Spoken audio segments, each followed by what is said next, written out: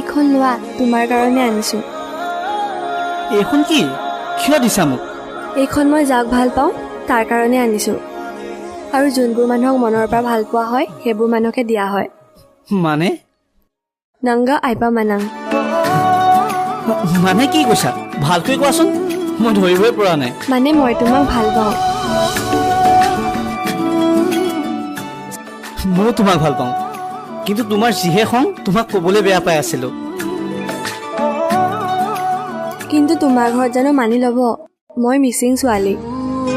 কিয় নেমানিব?